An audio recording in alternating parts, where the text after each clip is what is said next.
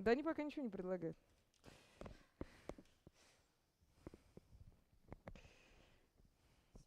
Спасибо большое. Так, нажимать? Или уже? Нет, я уже все нажала. Уже пошел процесс, да? Угу. Спасибо, Сергей Константинович. Спасибо.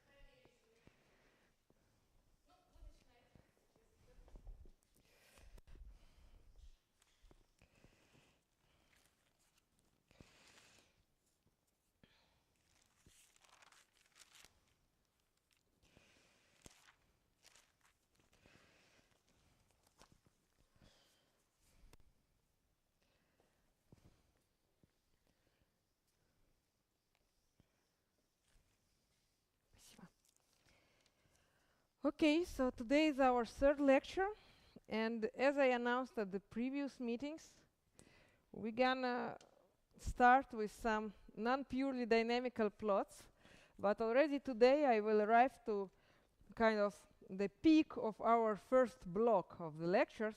Namely, I will introduce you the geodesic flow on the surface.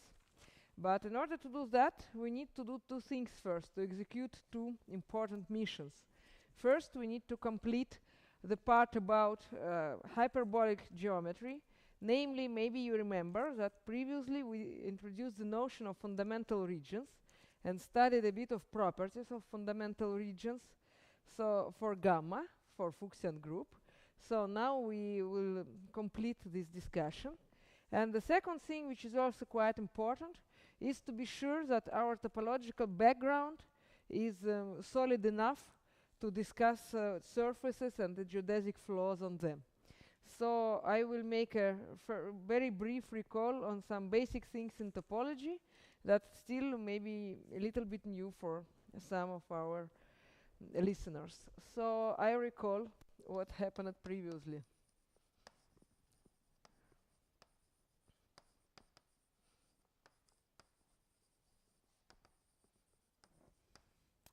So we had a group, gamma. Gamma was typically a subgroup of PSL2R, and we had a space X, and we said that a closed region F and X is defined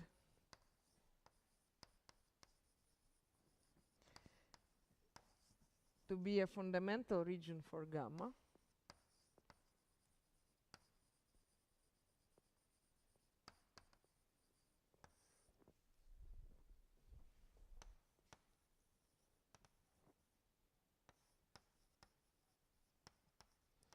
If first we want to be able to cover with the images of our F the whole space X.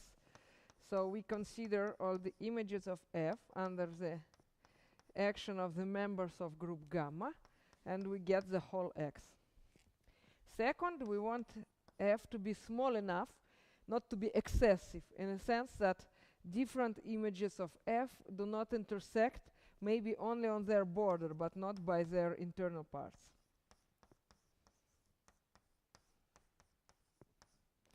Of course, it makes sense only if T is not trivial.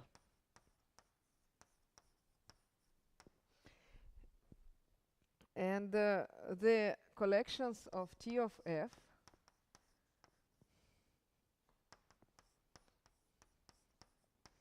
will be called the tessellation of X.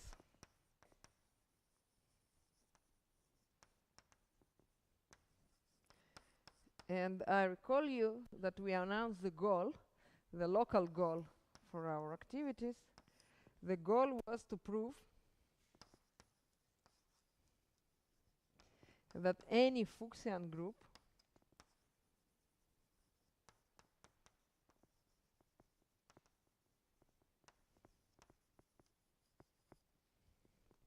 possesses nice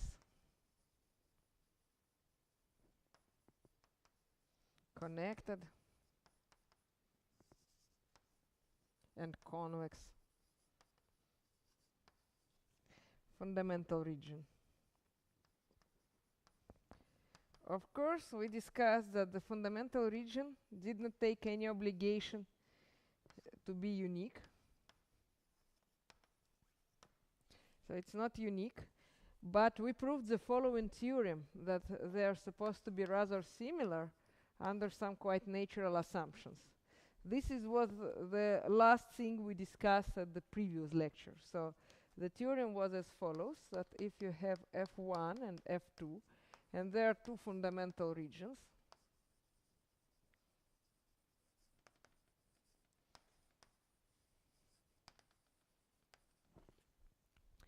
and we have the fundamental regions for the Fuchsian group.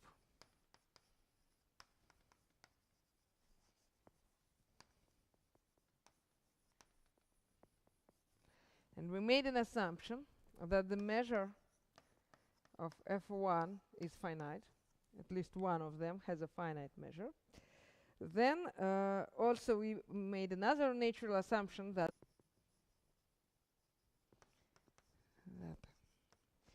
boundaries, here also the measure is a hyperbolic area.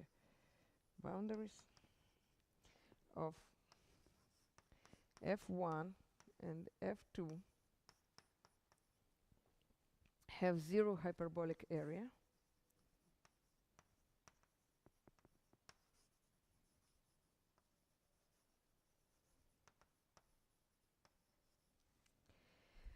Then mu of F1 coincide with mu of F2. That's what we proved at the very, very end of our previous lecture. So now it's time to make the next step, actually the last step in the direction of fundamental regions. So theorem.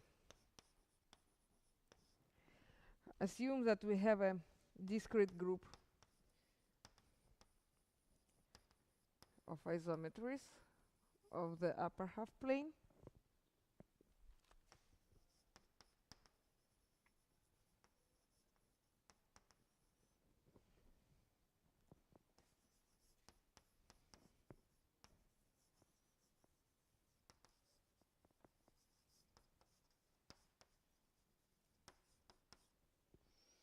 And lambda is its subgroup of gamma of index n.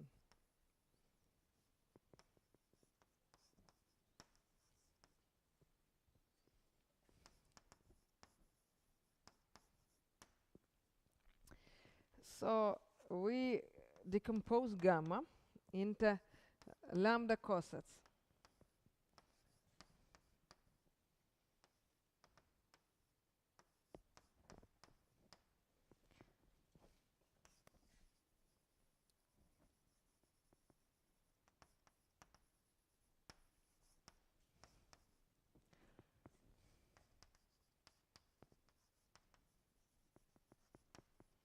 And then what we want to understand what happens with the fundamental region, how these fundamental regions are connected.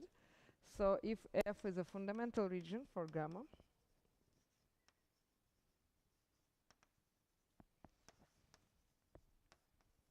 then we claim that first mu of F, the first will be that F1 constructed as T1 of F union T2 of F, etc., union Tn of F. It's a fundamental region for lambda.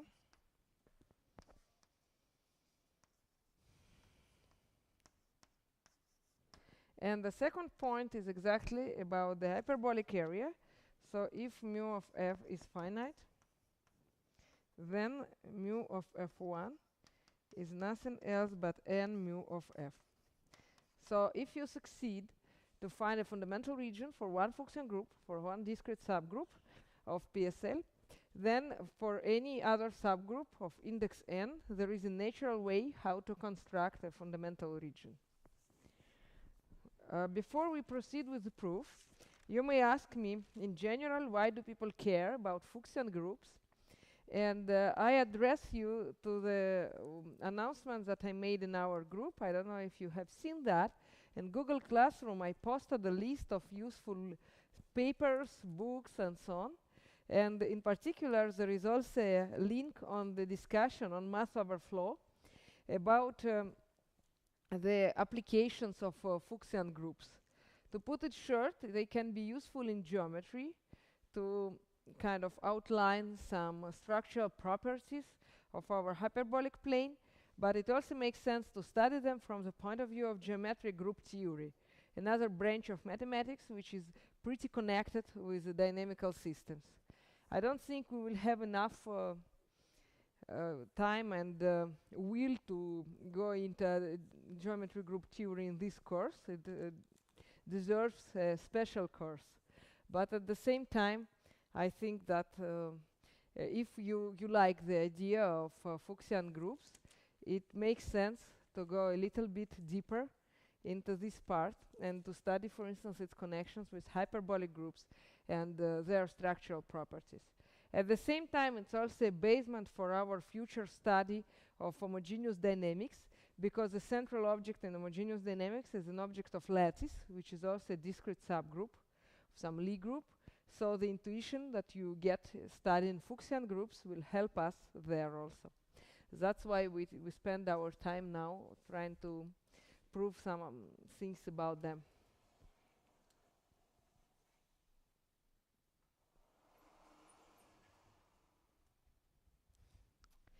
So let us prove this theorem. First, take some point and take F, which is a fundamental region for gamma.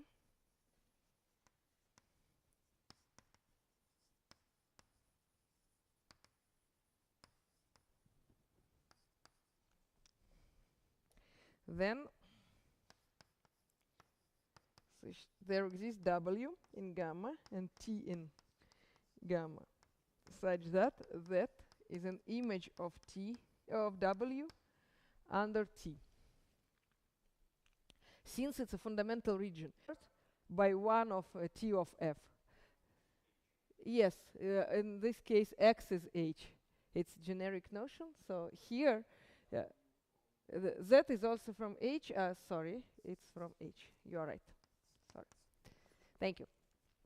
So you necessarily should cover this particular Z, and to cover means that it's an image of some T of F.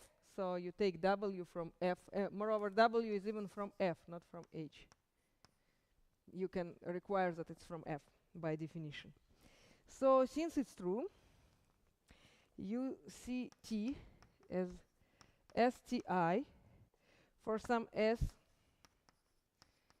in lambda and for some I, where I is between 1 and n, because lambda is a subgroup of index n.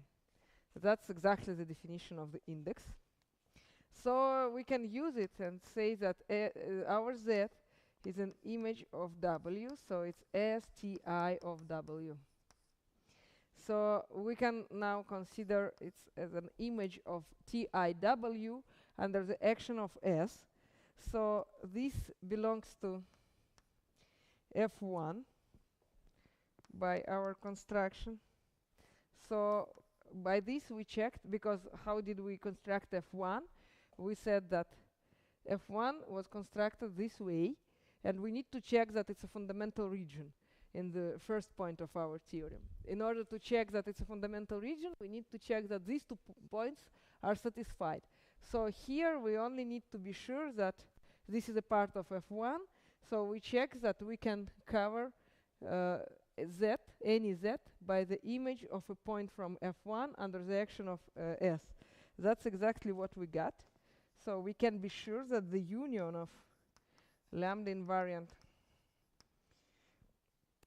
of F1 is exactly the whole hyperbolic space.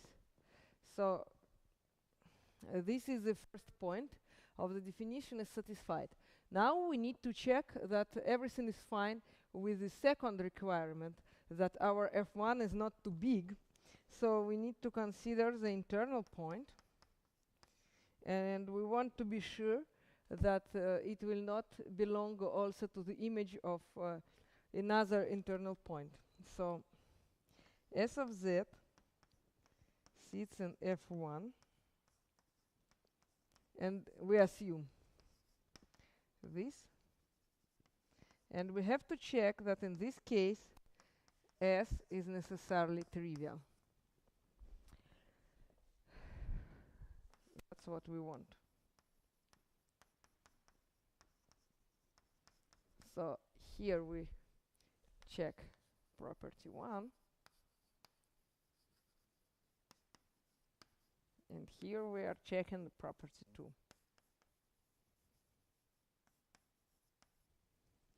Let us do it. So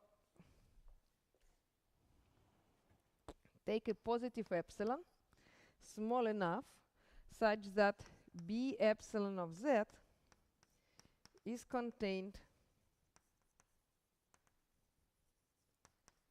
in F1. So this is a hyperbolic ball. This B, it's a hyperbolic ball. Epsilon if it's a radius, and Z is its center. So what happens to this ball? We can see that it has non-zero intersection with exactly k of images of F under our T1, Tn, etc. Because otherwise we would not have this thing. So B epsilon of Z has non-zero intersection with several, say, exactly k of images of F under T1, Tk, Tn, sorry. So this is true because gamma is discrete and because F is a fundamental region. Now let us consider B epsilon of S of Z. It's the same thing as to say that it's S of B epsilon of Z. So with these guys I denote by T1 F, Tik F. They are the characters here. So I consider this, and it also has non-empty intersections with my T's.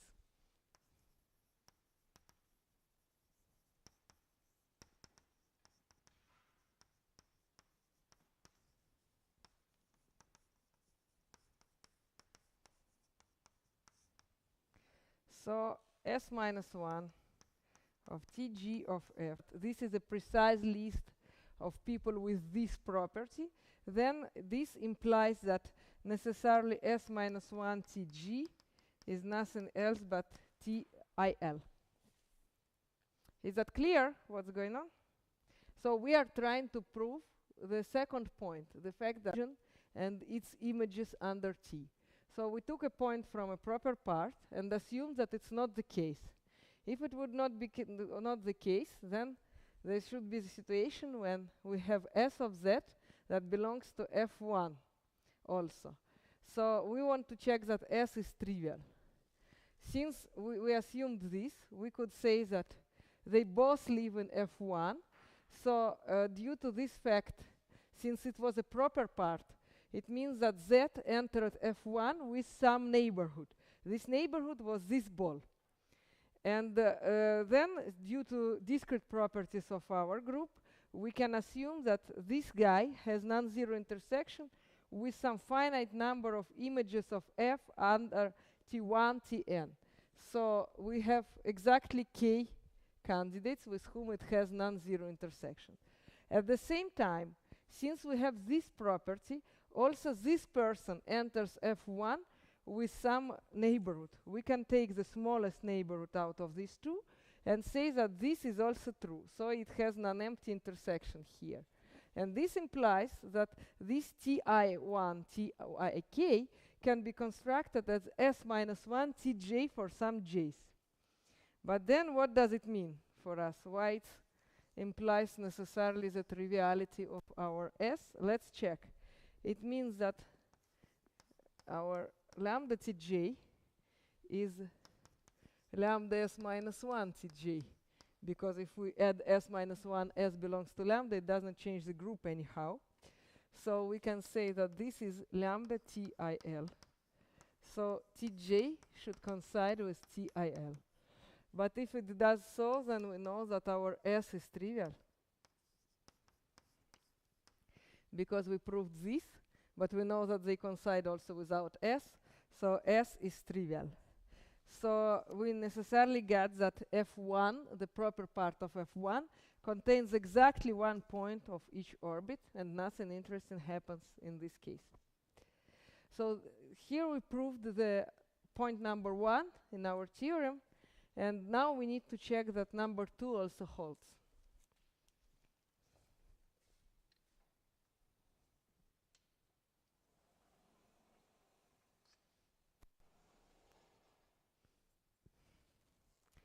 So the proof of number 2 is much faster, because we check that mu of T of F coincides with mu of F for any T in PSL to R. And at the same time, we know that they do not intersect somehow non-trivially. They only can intersect at the boundary, and the boundary has 0 area. So this is also true, and thus our F1 is a composition, or it's a union of several copies where each of them have the same hyperbolic area, and their intersection, even if exists, has 0 hyperbolic area. So this second point is also proved and checked. Now, I'm not going to include it in the current version of the course, but there exists a family which is called Dirichlet regions, named after the same person who introduced the principle with rabbits that you studied in the middle school. So these Dirichlet regions are particular examples of the fundamental regions that have all these nice properties that we were talking about. So I would suggest to one of you to talk about this in their personal presentation. And by ourselves, we leave this hyperbolic part for a moment, and we switch to the topological aspects.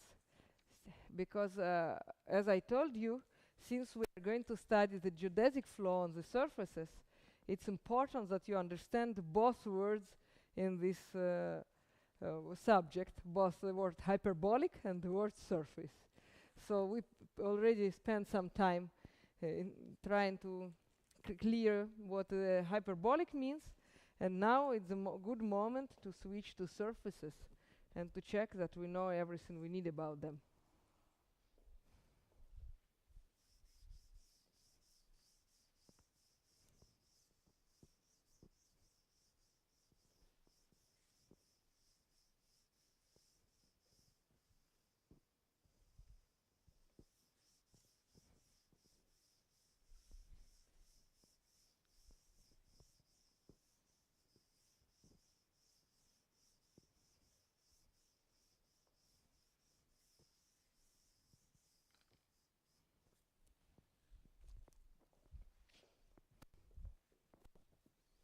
So some flashbacks in topology.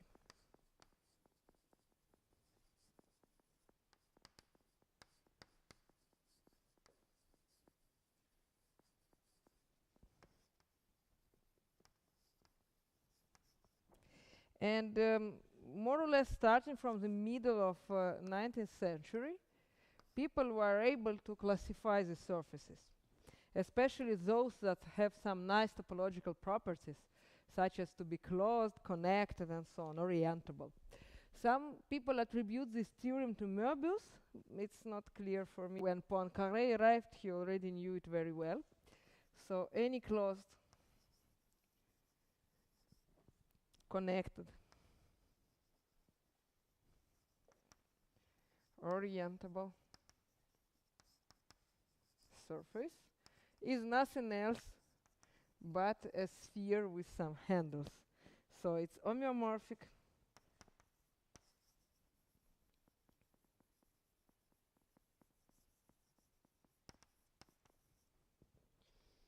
to the connected sum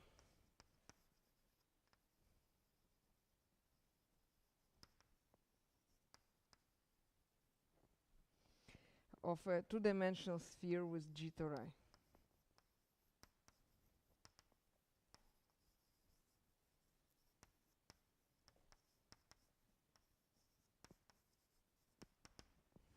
I think you studied it as a part of your standard topological course, because you were supposed to know how to make a sphere with handle from a tori and these kind of things.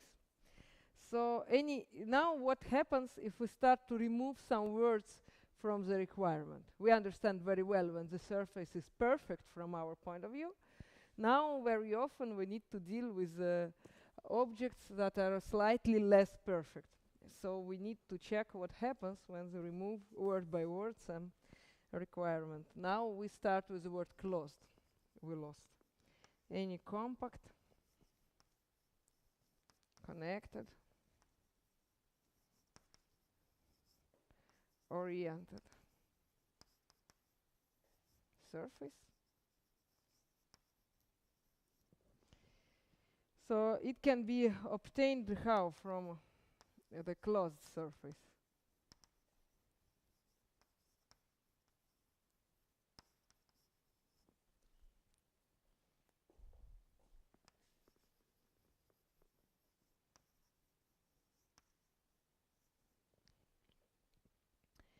By removing some open disks.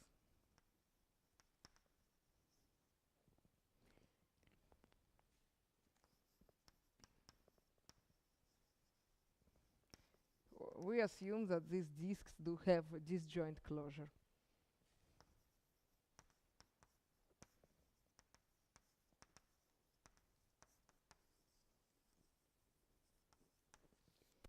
Then now we may look on what happens.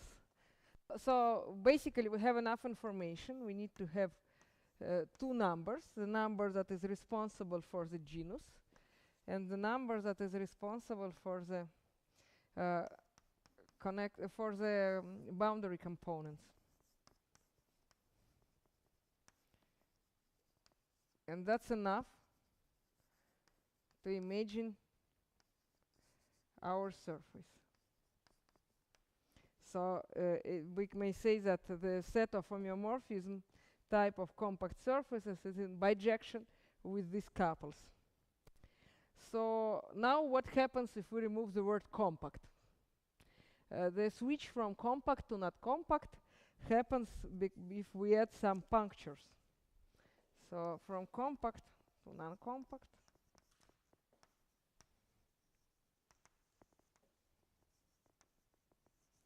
We switch by adding punctures.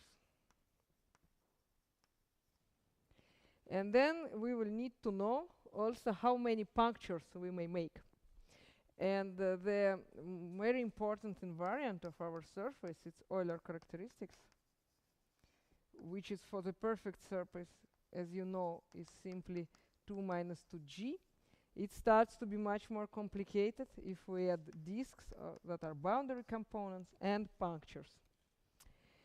So if we replace punctures by so-called marked points, we may see that the necessarily this Euler characteristics is typically negative, and so if we replace them by marked points, then we can consider as a universal cover the R2. So how do we connect these facts from pure topology with the observations about hyperbolic surfaces in hyperbolic geometry? In general, why the surfaces can be called hyperbolic, and who is responsible for their hyperbolicity? So actually, if we take a complete simply connected Riemannian two-manifold with a constant curvature -1, then it will be necessarily isomorphic to our hyperbolic plane. So if you fix the curvature, then you can get nothing else but the hyperbolic plane. Now let us recall how the boundary of a hyperbolic plane may look like. So it's formed by the equivalence class of unit-speed geodesic rays. So equivalence class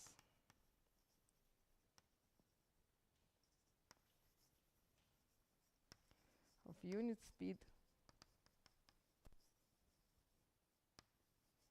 geodesic ray. What does it mean for them to be equivalent? It just means that they stay at the bounded distance from each other.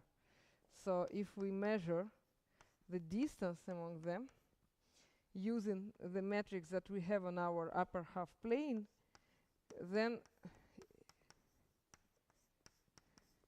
this limit is 0. It's the same as to say that there exists a parametrization such that for some parametrization.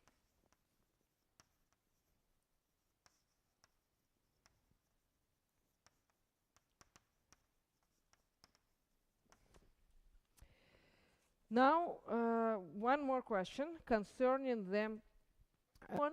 But the question now, if we can make a compactification of it.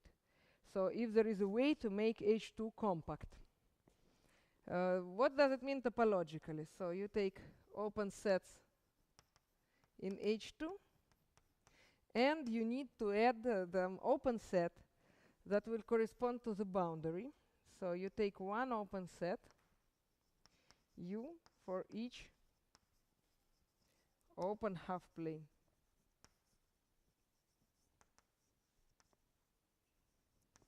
Right, in H2. So the point of H2 will belong to the neighborhood if it lies in P.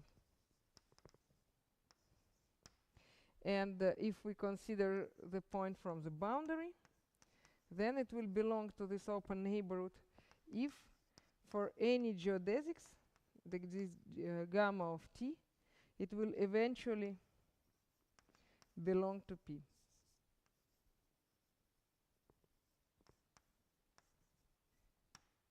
Eventually means starting from some moment. So after some moment, we necessarily have our curve living on this part.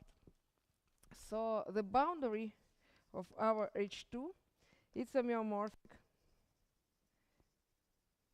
to the circle, to S1. And the H2 itself, as you remember, we discussed that there exist different models, so you can think about it that it's just a unit disk, so it's a closed unit disk. So now, once we put this topological interpretation for our hyperbolic space, we are ready to define the hyperbolic surfaces, who they are, and how widespread they are. That's what we want to understand.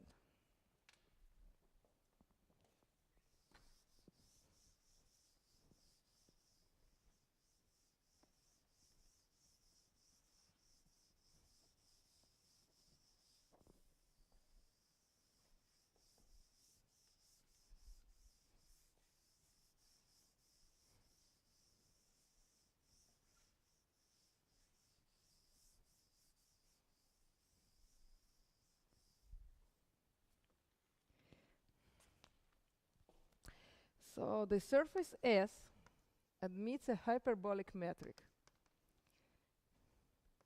When? First, let's look formally on it.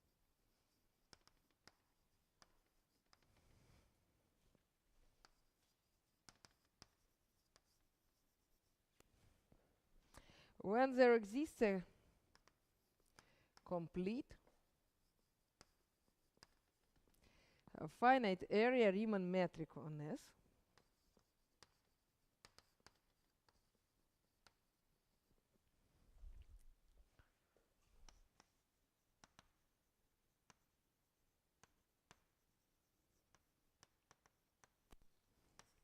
of the curvature -1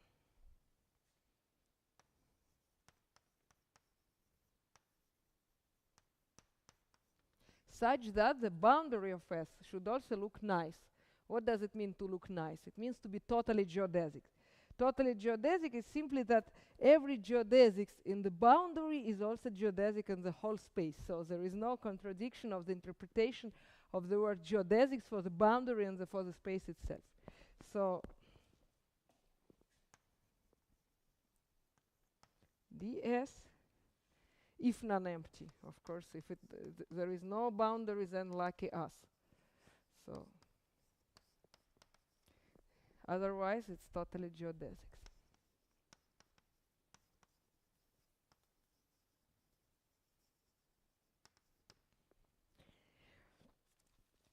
Now, if S has empty boundary,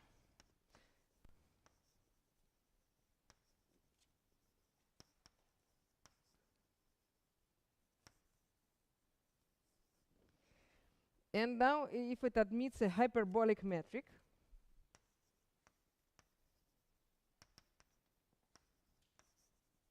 then it's easy to see that we can find a nice universal cover for S. Namely, you understand what it means, universal cover. So we construct a cover such that the fundamental group is trivial.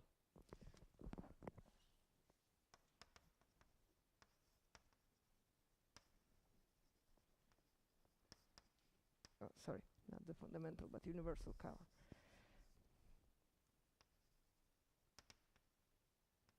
Universal cover. So what is it?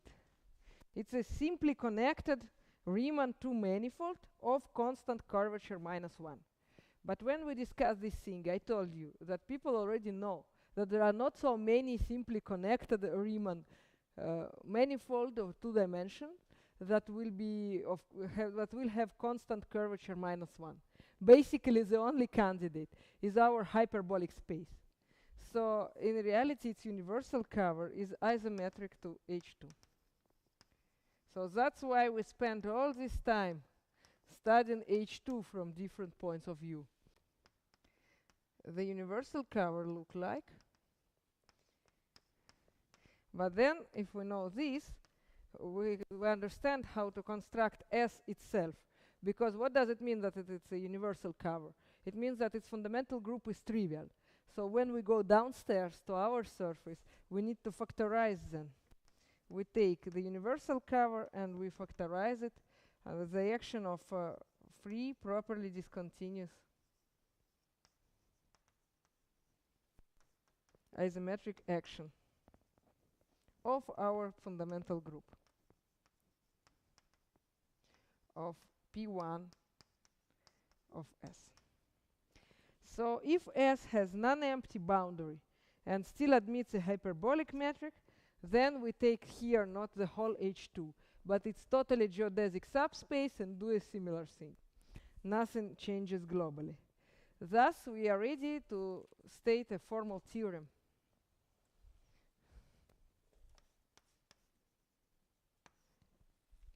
So let S be any surface, perhaps with or without boundary.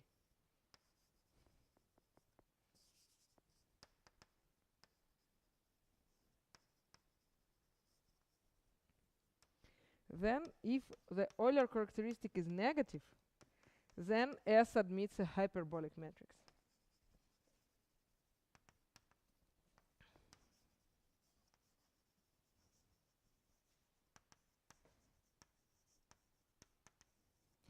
And if it's equal to 0, then we can put a Euclidean metric on S.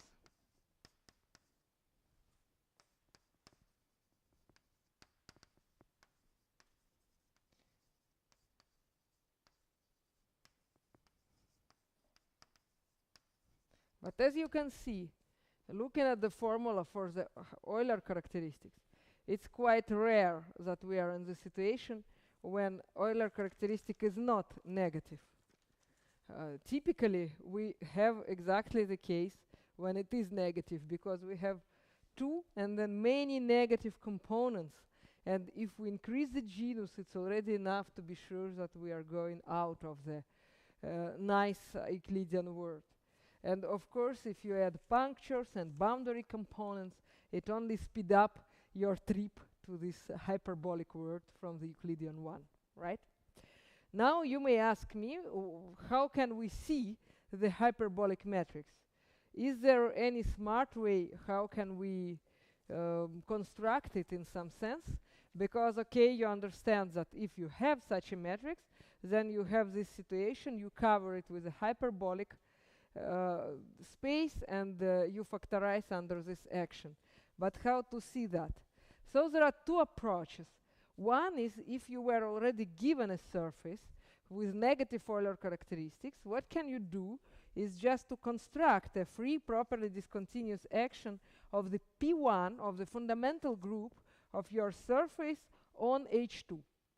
So you study your surface, you understand how its fundamental group looks like, hopefully it will be nice enough, and then you explain how it acts on the hyperbolic space, on their hyperbolic upper half plane, and then as a result of this factorization you get your surface. And another way is if you are not given a surface and you just try to figure out how the surface may look like. So I ask you not to provide the description of the hyperbolic metric for a particular surface, but more like I ask you if you can construct any. In this case, you may look on a geodesic 4G gon, and you identify the opposite sides of, okay, here in order to define this polygon, geodesic polygon, you need also to fix the sum of the angles. So in our case we will want that the interior angle sum is equal to 2p.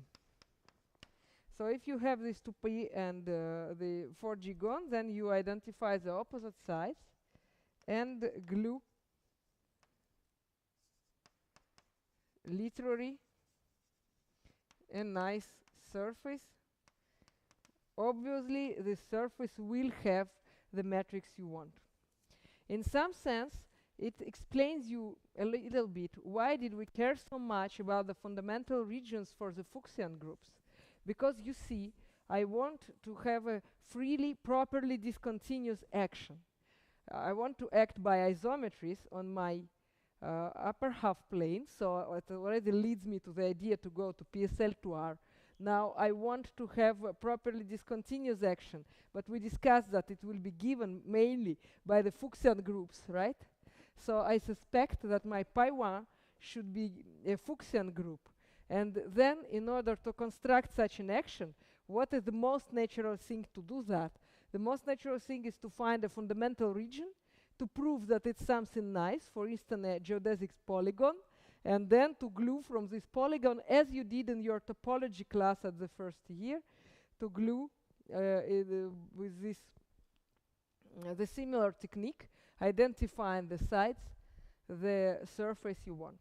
I don't know if I was clear enough, but I hope now you kind of glued up these two aspects of the subjects we are interested in.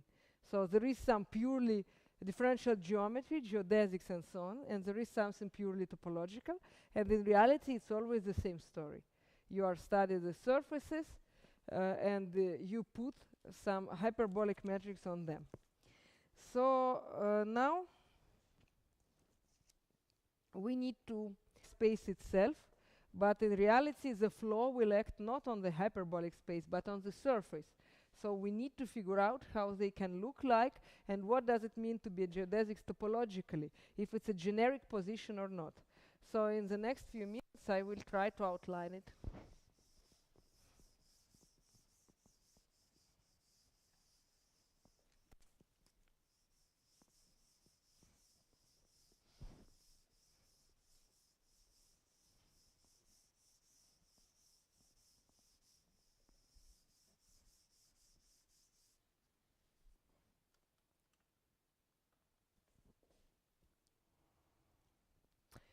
So I want to study the loops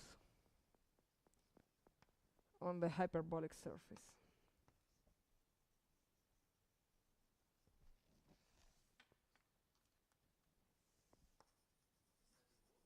Loops, петли.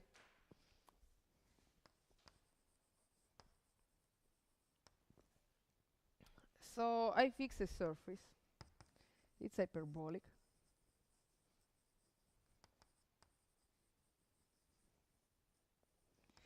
And if I have a puncture,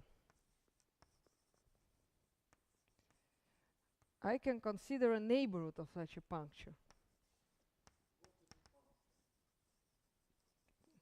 So my surface may not be necessarily nice enough. I mean, it may not be compact, connected, and so on. And so once I removed the requirement to be compact, a switch from compact to non-compact is done when I make small holes in these points. So if I have such a puncture, I may have this. And then if I consider this, the neighborhoods of punctures, they will look like as a kind of once punctured disks. So it's a closed subset of S, homeomorphic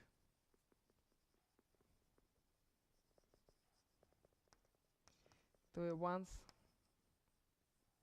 punctured disk.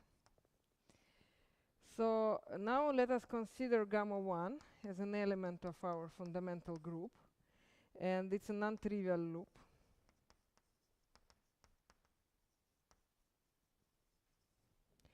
And so I make an homotopy.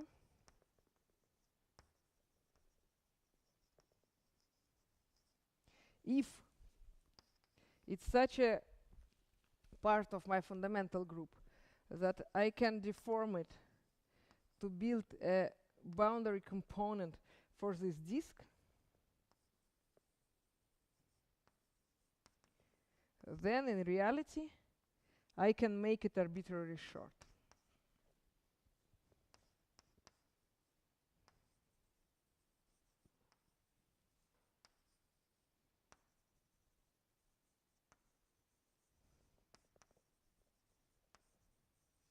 It follows from the statement about completeness. We have very complete space. But actually, we know much more, because on the previous lectures, we studied the classification of isometries of our hyperbolic space. And due to this fact, what can we say if our gamma has this property? We can consider the deck transformations that will correspond to this element. The deck transformation will act in the H2 on the universal cover. So this deck transformation will give us some isometry, but a very particular one due to this property. So it will give us a parabolic isometry on H2.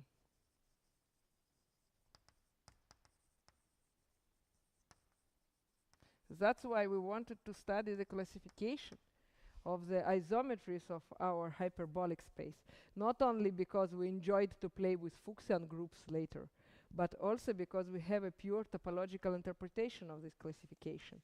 Okay, so if gamma is such that in reality it corresponds to the life around the puncture, then it's a parabolic isometry. What happens if gamma is different? If gamma is an element of the fundamental group but without such a property, so gamma is non-trivial and not like that, then it means that we do the similar construction and it corresponds to a hyperbolic isometry.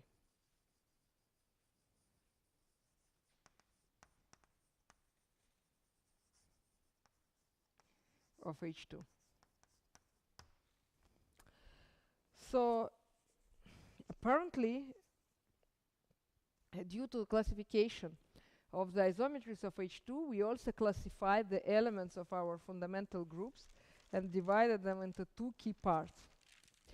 So now there is one more fact that I'm not going to prove very formally, but will just explain.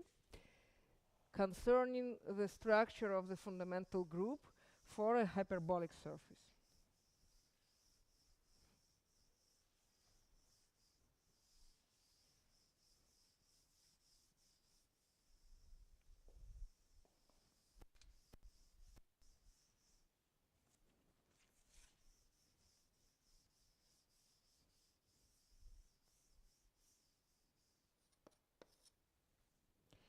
The fact is the following. Assume that S admits a hyperbolic metric.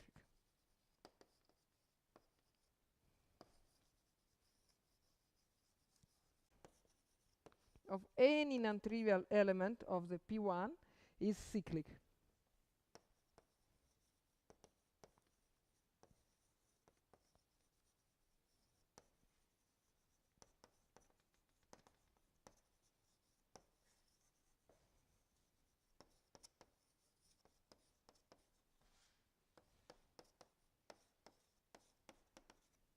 It's a cyclic group.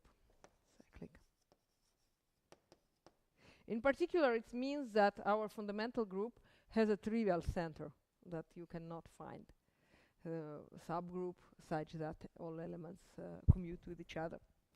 So why it should be true?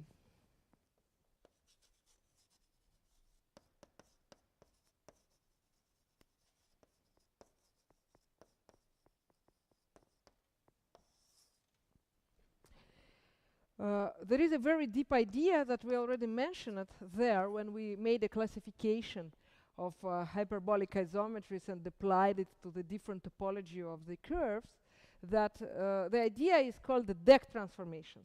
It's the fact that all the elements of pi1 have some interpretation in the world of transformations of the universal cover. So there is a one-to-one correspondence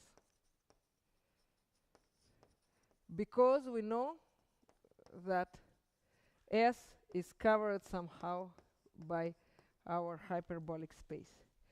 So what does it mean to these guys to commute? It means that some isometries of H2 have to commute, right?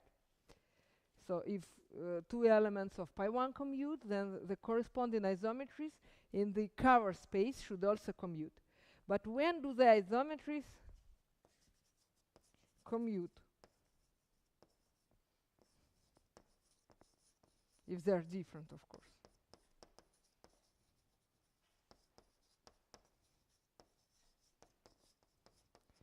Let us remember that we deal basically with multiplication of the matrices, because the isometries are done by the elements of PSL2R.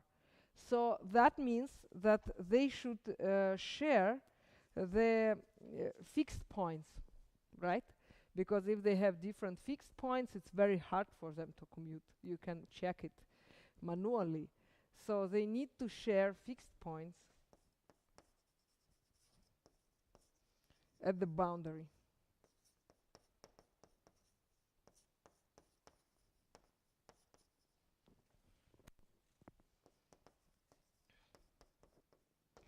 But then, if we had have an element alpha on P1 of S, and we have an element beta such that beta is in the centralizer of alpha, then it means that alpha and beta have the same fixed points.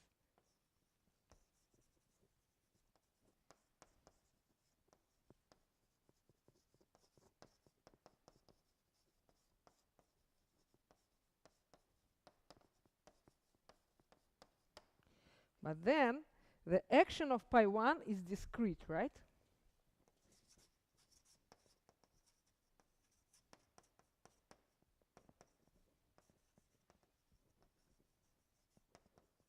Because we discussed the fact that we want properly discontinuous action when we were talking about hyperbolic surfaces.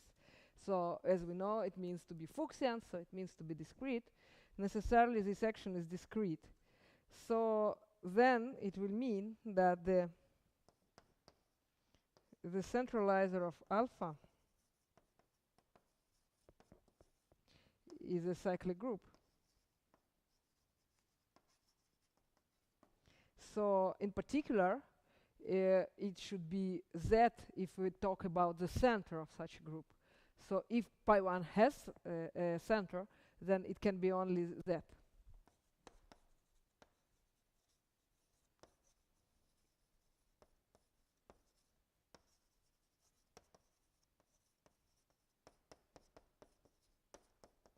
But it cannot be Z. Why? Because we know that our surface, it has hyperbolic metric, so it has a finite volume. And there is a obvious contradiction to have such a big center and to have a finite volume. So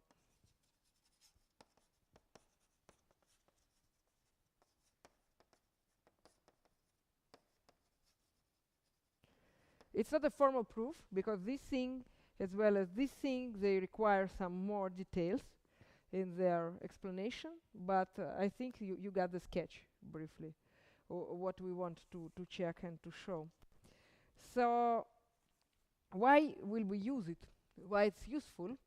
Actually, it's useful because it will allow us more or less to classify all the closed curves on the surface. Namely, we will divide them into two classes, very simple two classes. The first class is simple, and another class is multiple.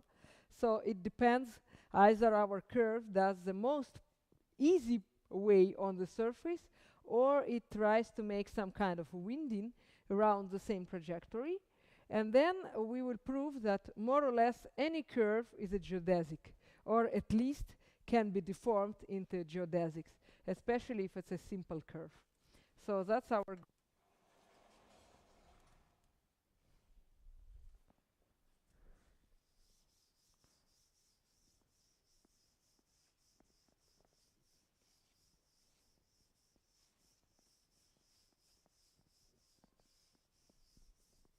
closed curves.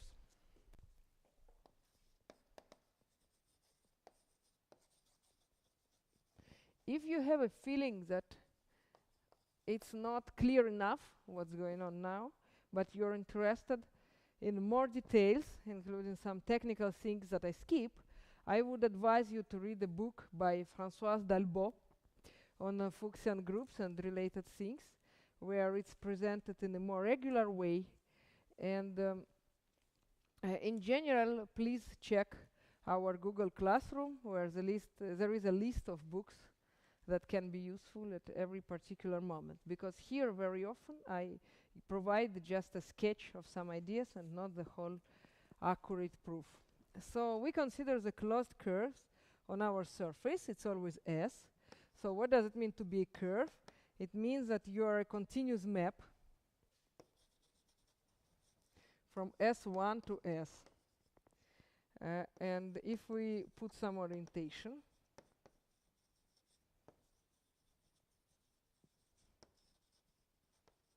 then it means that we can think about it as an about element of pi1, element of the fundamental group. Of course, this element is defined up to conjugation. So that means that non-trivial conjugacy classes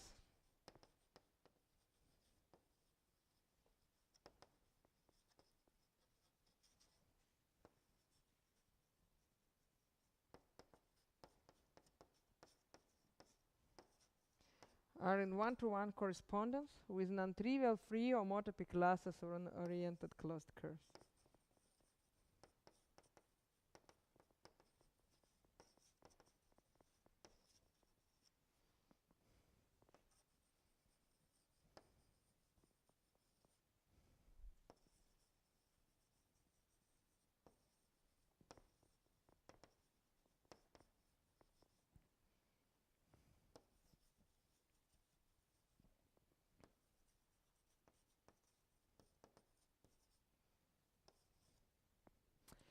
So when we made this observation, why it can serve us anyhow?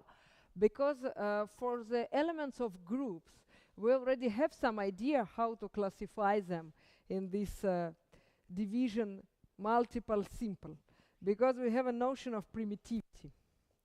So G as an element of some group is primitive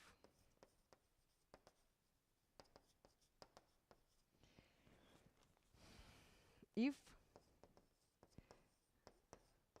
there is no such an element, that G is a power of this element. So primitivity is an invariant of the conjugacy class, obviously, right? And then it means that we can define a primitive curve. We took an element here, we checked, and we understand that the curve is primitive. So we will say that then the curve is multiple.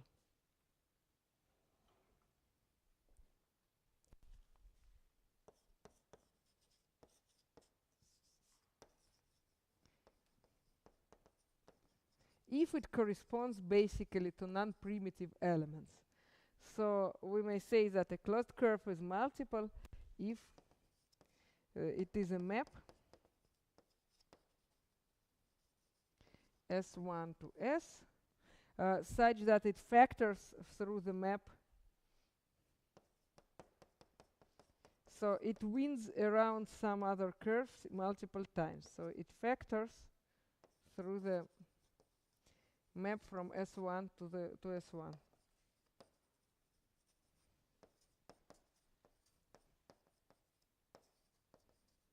In other words, it wins around the same curve. So we have a curve, and we have some curves that repeats its shape and does it several times, going back and forth. So then it makes it multiple. So if it's multiple, then we know that no element in the corresponding conjugacy class is primitive.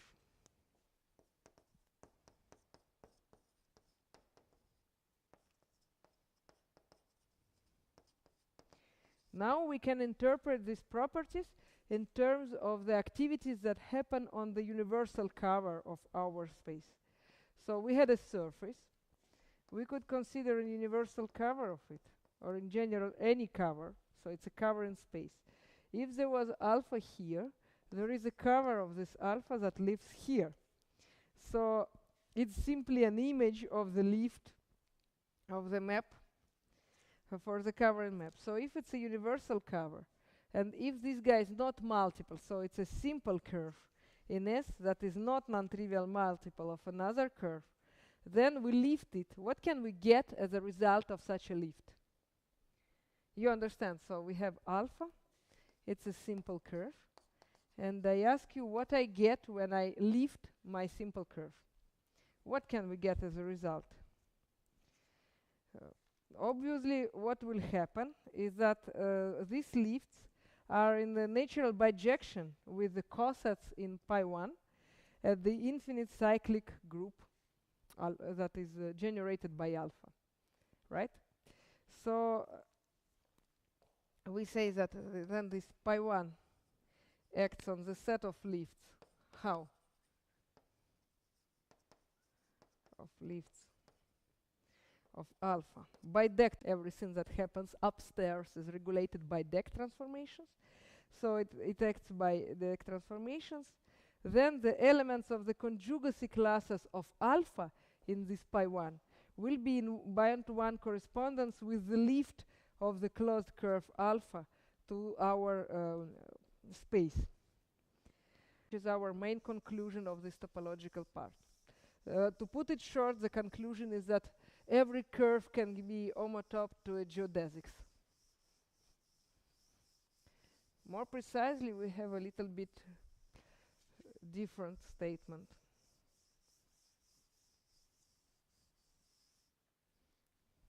If it looks too complicated for you, too non-explicit, just make the exercise with a torus. Because, okay, torus is not very hyperbolic, but you can do a similar things using R2, the universal cover of the torus. You check how the curves can look like when you work in a flat version of it, and you check how do you leave them. So our proposition is the following thing. S is a hyperbolic surface.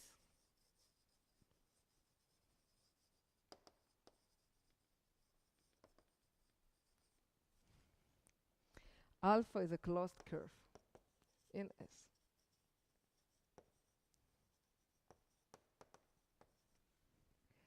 So alpha is not corresponding to a parabolic isometry. So in other words, it's not a part of the boundary component around the puncture.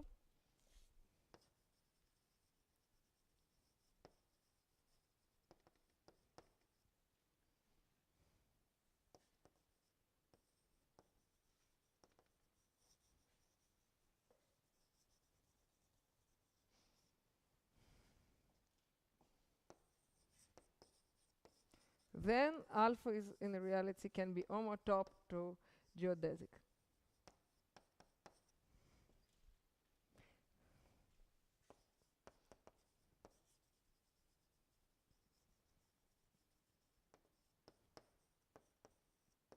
Moreover, this geodesic is unique.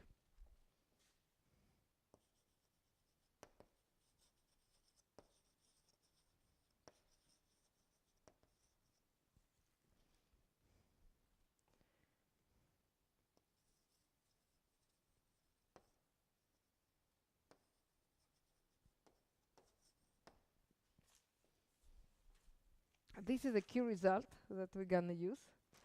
So the proof works as usual today, as usual for these statements. We go upstairs to the lift, to the universal cover, do something there, and then project back.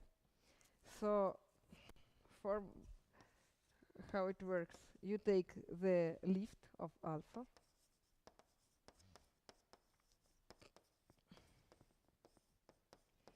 so it should be stabilized by some element of the conjugacy class of our fundamental group.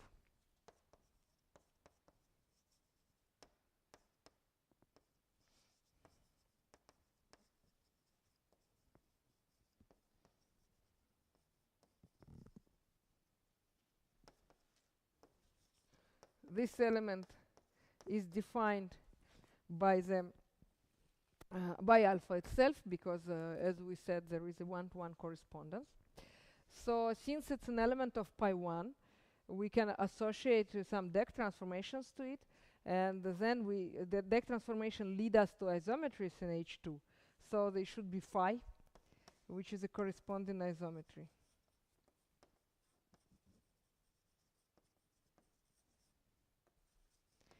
We forbade to our phi to be parabolic or elliptic, so it's necessarily hyperbolic isometry.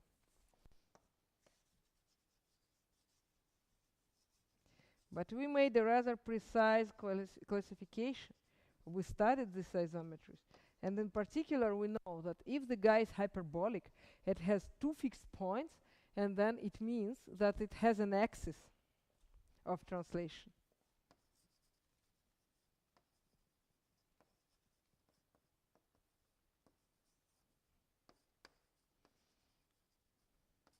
We say that it's A. A lives in the universal cover. Then we can take A downstairs to our surface. So we can project A to S.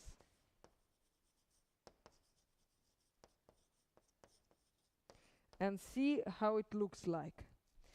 So there should be a geodesics, that the geodesic closed curve that travels around this projection once. So we say that it's gamma 0. It's a geodesics that travels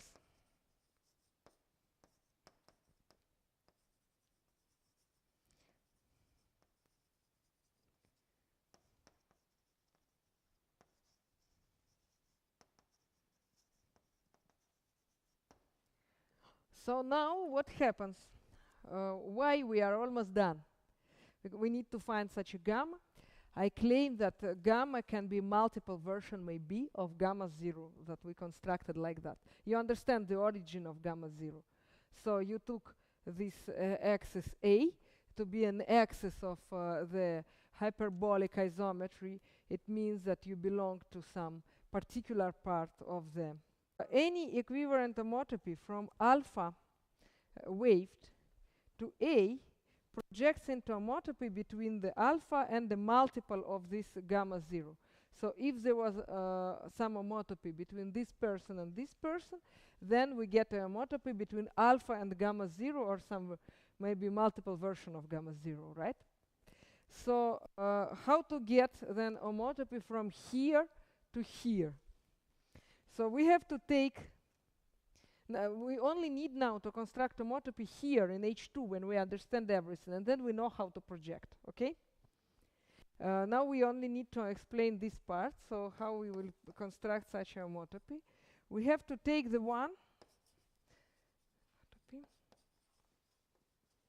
that moves each point of alpha along the geodesic segment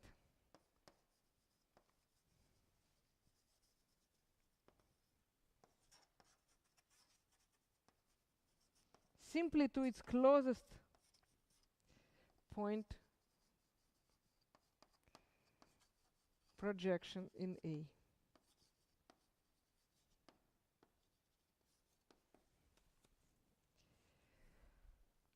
And we are done. So let me recall the scheme of the proof, and I stop the first part here, because then we will be ready to switch to a real dynamics, to the geodesic flow. So first we took our curve, lifted everything upstairs, checked that if we will be able to construct a nice homotopy between our lifted curve and the axis of the corresponding hyperbolic isometry upstairs, then everything can be projected downstairs and then constructed literally manually the homotopy from here to there. That's it. That's the proof. So basically all the curves we have can be deformed by not very serious efforts to the geodesics, and all the geodesics can be described using our understanding of PSL to R isometries. So I think we should stop here for a moment.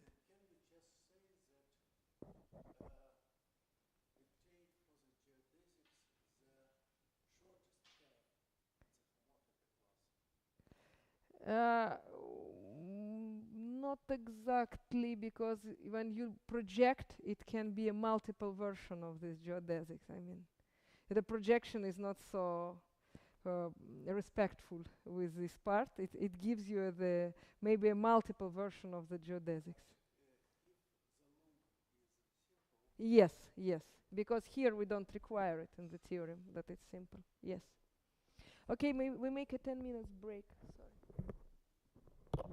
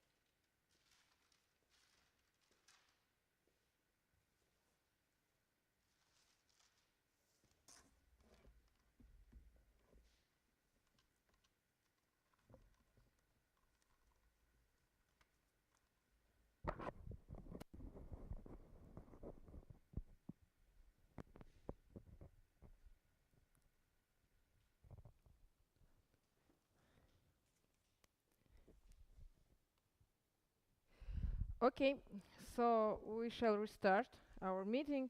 For those who just joined us, a brief description of what happened in the first half. At the first half, we completed this part about the fundamental regions that I left open previously, and also we made a short discussion of topology, because since we were interested in geodesic flow on surfaces, we need to understand not only what is the geodesics, but also what the surface is. And we reconstructed some basic theory about the topology of the surfaces and finished with the statement that any closed curve can be deformed into geodesics, unless it's just too close to the puncture. And this was the very last theorem of the previous part. And now I leave my auditory to cover the gaps in topology, and we are ready to actually switch to the reason why we meet here, to the dynamical systems. Because maybe you were already stressed that they will never appear, and I will always feed you with some geometric constructions, but it's not the case. Before I continue, I want to mention a very important notion that we're going to use now, the notion of Haar measures.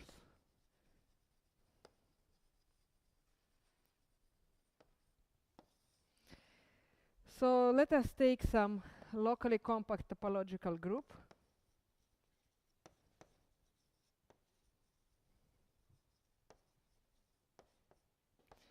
I will add the requirement that it's a Hausdorff space.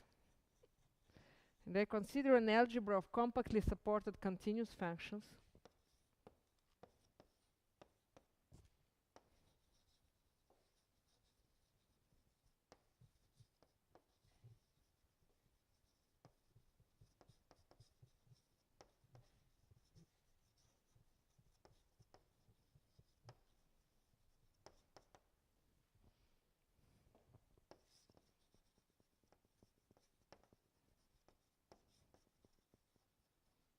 from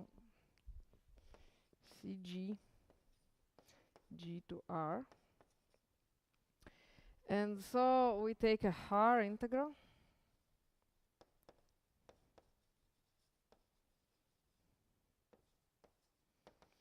It's just a continuous linear map from our algebra to R, invariant under the action of G.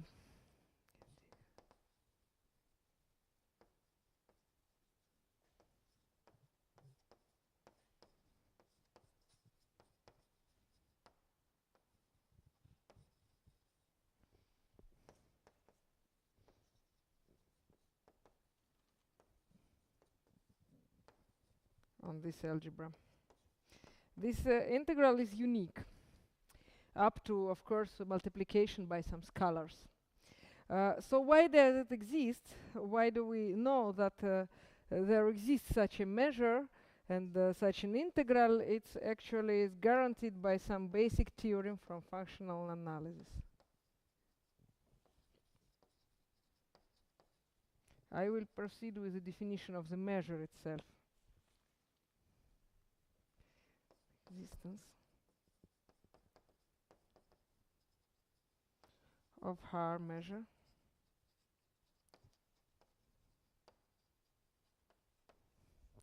So what do we do here? We have locally compact Hausdorff group.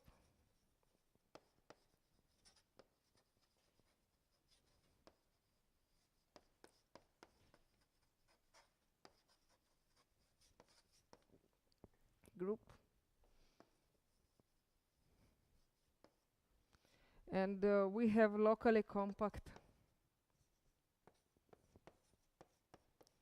locally convex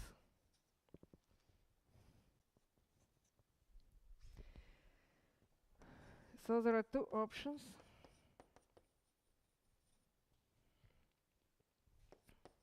We take a supremum for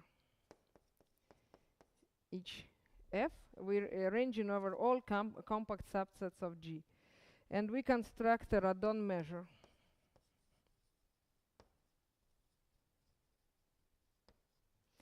Radon measure on G It's exactly a map from this mu measure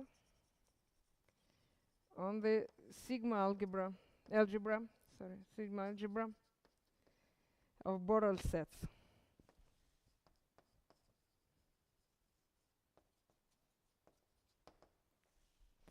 So mu of B is a supporter of this. It's a supremum of such an integrals such that the support of f is a set K, which is a part of our B, and rho that we introduced there is exactly equal to 1. So this defines as a left Haar measure, and how it will work now. Left Haar measure. It's a key notion also for the homogeneous dynamics, so please try to put this definition inside of your brains, because otherwise it will be hard to follow the next part. So it's an integral on G such that it's non-zero, and we have that this is non-negative when f is non-negative. And if we consider the composition in the following sense, that we take x to f of g of x, so this integral fg is exactly an integral of g of f for any f that is continuous and any g of g. And the measure is simply the Radon measure, such that mu of GB is equal to mu at B for any Borel set and any element of the group. That's the construction of the Haar measure. Why do we care about them? Because they're quite cool. In particular, they have a property to be finite on every compact set, and they have the properties of outer and inner regularity, which means that if you consider all the measures on the open sets, it will give you an infimum, and if you consider the sets that are inside, it will give you a supremum. So it has all the regular properties. In some sense, if you take a finite group, this Haar measure construction will lead you just to a scaled cardinality, so kind of a counting measure. It's not trivial to prove its existence. It's a special theorem that I will skip in this course, but it was proved by Weil. And also there is one more important remark, Weil. And there is one more important remark, is that you see we define the left Haar measure because here we always multiplied from the left. But in reality we could also do the same thing from the right. So what do we mean is that if we do it from the right, then we will define the right Haar measure. And the question is, either they are obliged to coincide or not. And the answer is, in general, they are not obliged to coincide. And if they do coincide, then the group is called unimodular group. It happens sometimes. For example, if you take any abelian group, of course it will be unimodular. Then if you take some discrete group, it also will be unimodular. But they also may be different, and the most simple example, if when you take matrices like that,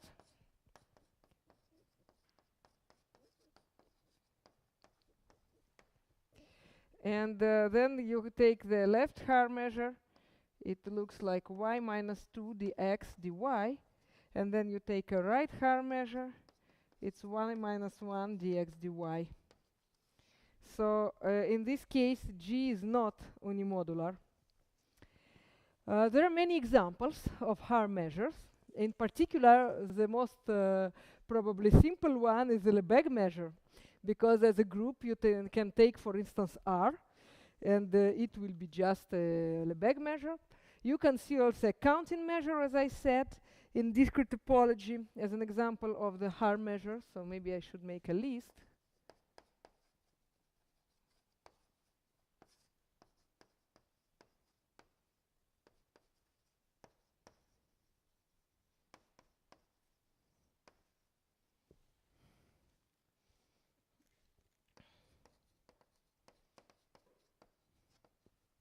Then it was R under addition. Then you can consider also R under multiplication. And in this case, you need to deform your Lebesgue measure.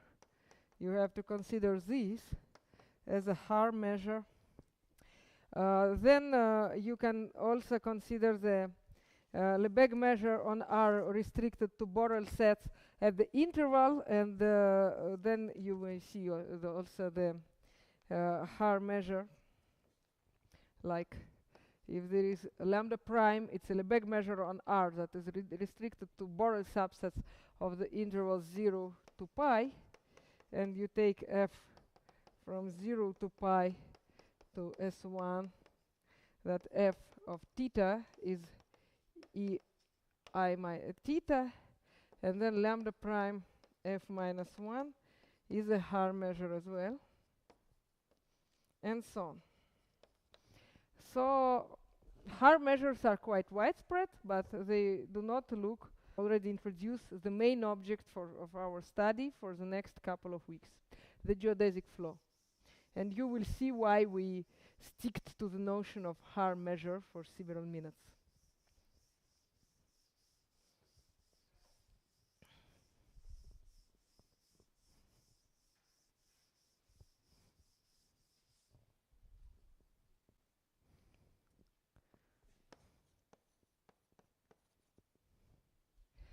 So we take Phi on H.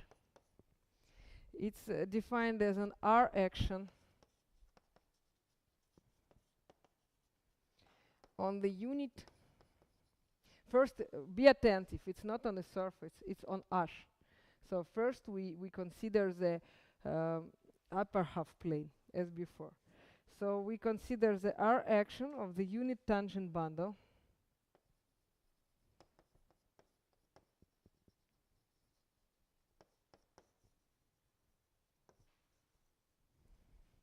SH, which moves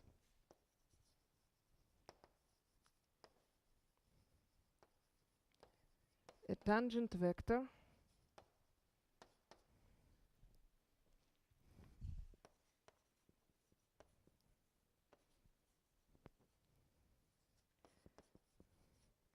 along the geodesics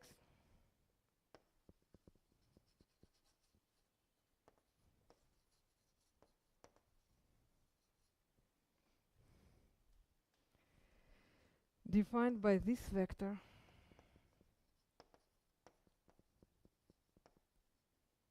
with unit speed.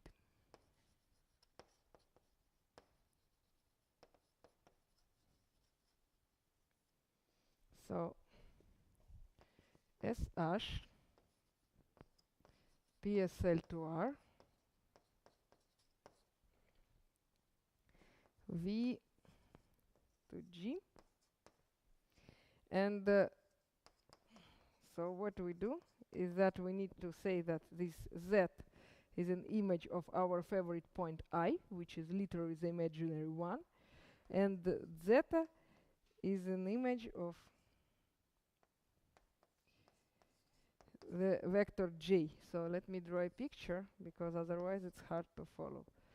So there is this I that lives on the axis, there is this J, and now we consider geodesics. You remember that geodesics are pieces of the circles that are orthogonal to a real axis. So we take this Z, zeta, and we consider a map. We travel here, and we always stay tangent. So under this identification, our PSL to R action corresponds to the left multiplication. And then the geodesic flow, this our trip on the geodesics, it corresponds to the right multiplication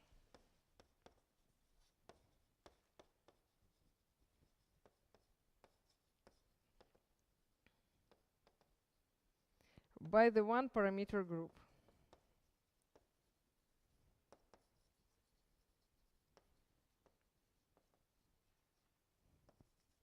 AT, it's A t over 2, 0, 0, e t minus t over 2.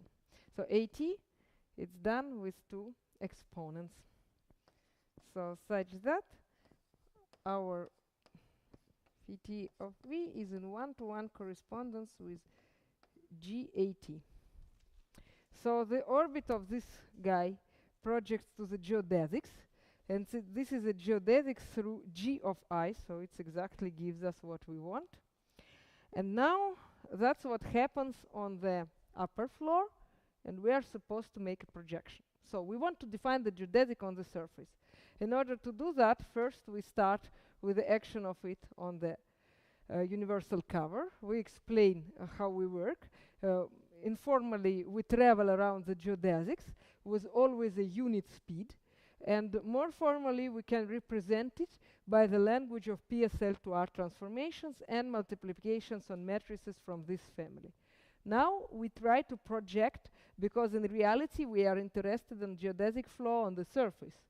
So we need to understand what happens on the surface and not on the hyperbolic space. So let's do that.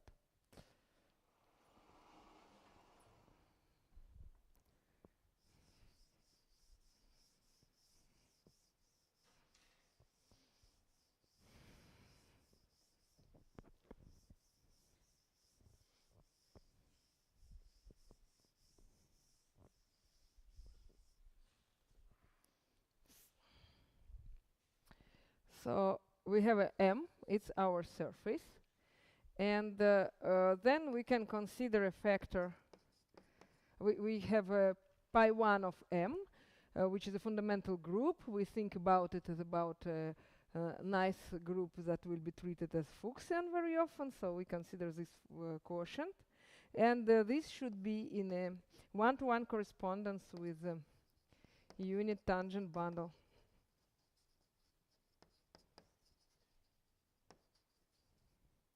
of M.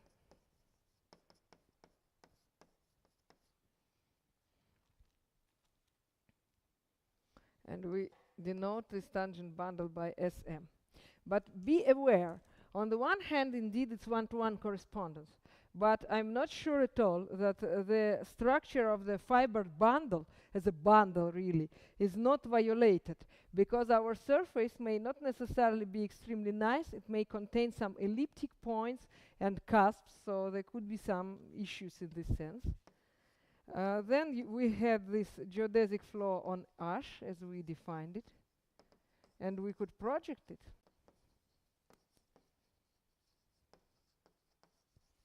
And this projection is done using the projection from SH to SM. From what will happen after, I will always assume that the hyperbolic area of my surface is finite. And then if I have such a property, first lecture we discussed that we want to examine our surface from different point of view. Sorry, not the surface, but any dynamical system. I apologize. Namely, what was our list of questions that we wanted to pose about the dynamical system? We wanted to know everything about the invariant measures. Then we wanted to be able to classify its orbits, namely to know if there are periodic ones, if they are everywhere dense, and how widespread are both. Then we wanted to know about ergodicity. So we wanted to know either the measure we have is ergodic, and if there are many ergodic measures, or just one, if we are in unique ergodicity case. And then our fantasy stopped, because we did not study much of ergodic theory, so we did not think about different mixing properties, but it could be the next stage. So now my plan for today and for the next lecture is to execute this program for the geodesic flow as a particular representative. Namely, I would like to think about the geodesic flow, to find some invariant measures, then to check what's going on with the orbits, and then check if this measure that I can find, is it ergodic or non-ergodic. So additionally, there was one question, if you remember, there was a property to be Anosov. We discussed stable and unstable manifolds for some very, very particular system. So in hyperbolic dynamics, the notion of Anosov property is very important, and we will also spend some time discussing this. That's our program, and the first point is to find the invariant measure, and likely we have it already. So the geodesic flow phi t Sm to Sm preserves all the smooth, preserves a smooth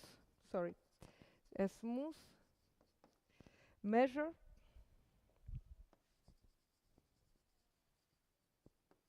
dv d mu d theta. This measure we have already seen and even gave a name to it. It was named in honor of Liouville. So there could be different ways to prove it, but it was not a coincidence that I spent some efforts to explain you who is the Haar measure, because I wanted to take my advantage from the fact that such a notion exists, and the proof will be just one-line proof. Namely, I will say that it is left Haar measure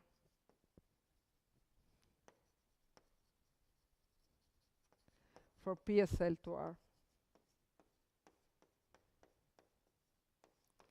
And moreover, this PSL to R is a unimodular group. So the left and the right Haar measure coincide. So it's also not only the left invariant measure, but also a right invariant measure as well. Due to a deep understanding of algebraic property of this group, we get an invariant measure for free. The proof of its invariance we get for free.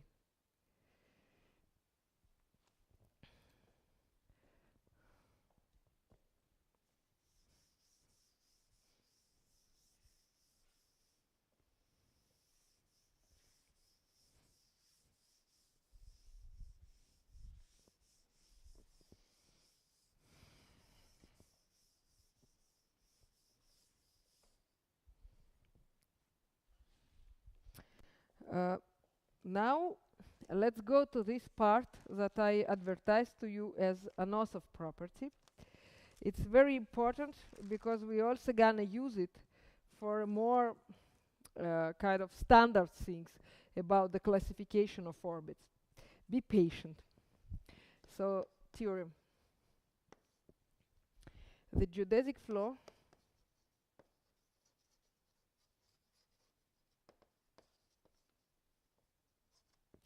on surface, we will always deal only with this situation, is Anosov.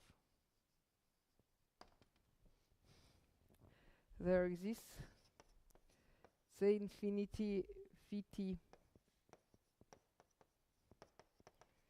invariant decomposition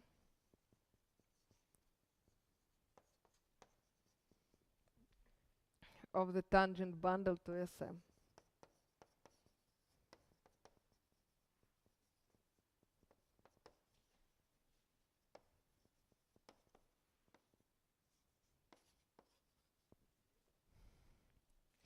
So TSM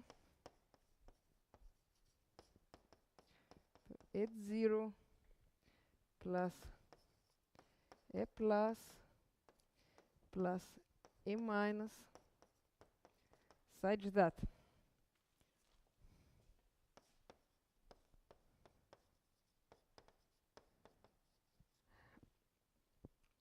are orbits of geodesic flow. Very simple. I will write it up. It will be boring to see me writing, but then I will explain what exactly we mean. Flow itself.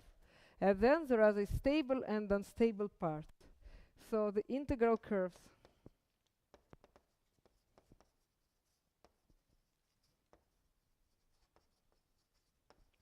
of E plus and E minus, who are stable and unstable manifolds,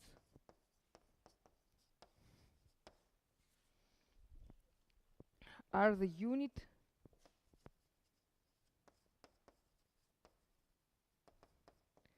normal W plus W minus vector fields. I will recall who the aura cycles in a minute.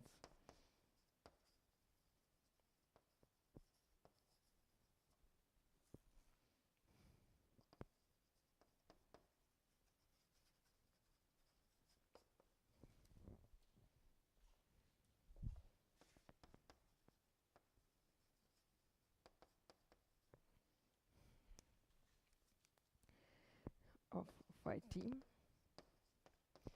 And the third point, there exists positive c. It's a positive constant. And lambda such that for any pair of points x1, x2 in Sm lying on the same leaf of our stable or unstable foliation,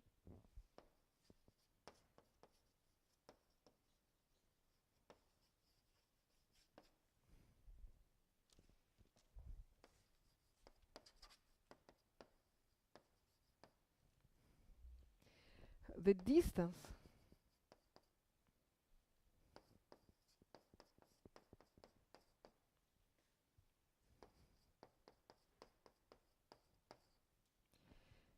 is smaller or equal than this constant exponent of minus lambda t. We put modulus because it depends, either we have a stable or unstable situation, d w plus minus x1, x2 for non-negative t, non-negative or non-positive t.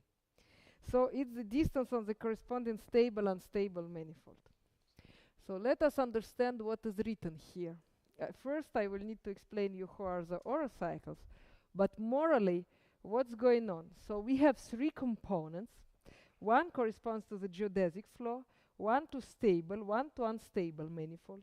In the stable manifold, the distance between 2 points, it decreases quite fastly.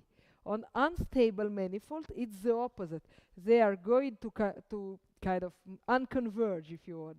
They are going to spread on the surface. So you need to go to the past to have a similar statement. So you will have a part where the distance decreases fast, and you will have a part where the distance between 2 points, when you apply your geodesic flow, increases fast. So in one direction your flow does, and in one direction it does this. Later we will see the similar phenomenon studying pseudo-NOS of maps on the surfaces. It will be another story. Now, if you need some intuition, you can refer to the examples that we started with at the first lecture when we studied hyperbolic toral automorphisms. You remember probably. So this is the picture of what happens. Here now you understand we claim that the flow makes a contracting picture in one direction and the opposite in the opposite, depending either you are in a stable direction or in an unstable one. And now who are the aura cycles? Let me recall.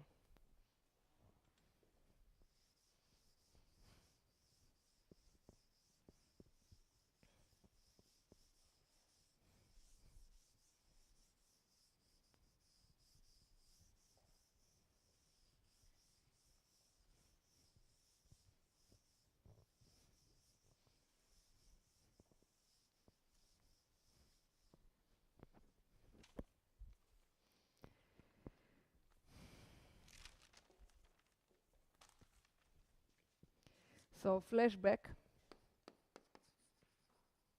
about aura cycles.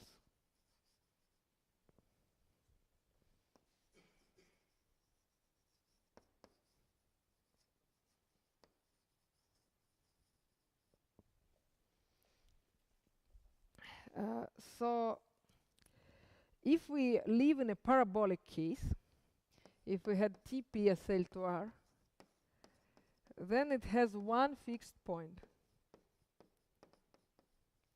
Fixed point lived necessarily on the real axis.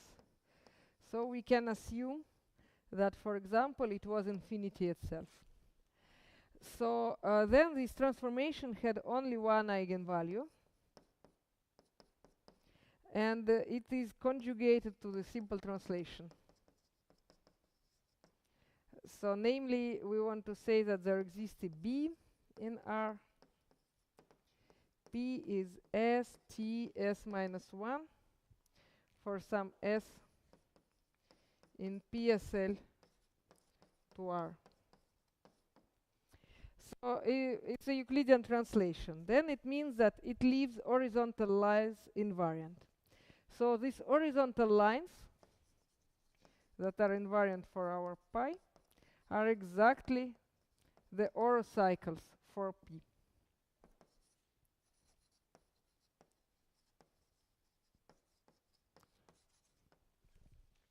So now when we go back to our original map, it means that S1 minus 1 sends them to invariant curves, and these invariant curves, they will be orocycles of T.